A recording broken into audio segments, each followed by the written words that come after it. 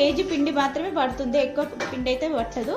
And తొందరగా నలగదు. మెయిన్గా వచ్చేసి ఇది స్టోన్స్ చాలా చిన్నవి కదా, సో తొందరగా నలగదు అన్నమాట.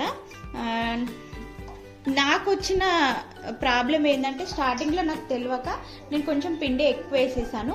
అండ్ నేను చేసిన మిస్టేక్ ఏంటంటే నేను అసలు ఫస్ట్ పెట్టకుండా డైరెక్ట్ పిండి వేసేసి తర్వాత పెట్టేసి అప్పుడు నేను ఆన్ అయితే చేశాను. అలా చేయొద్దంట.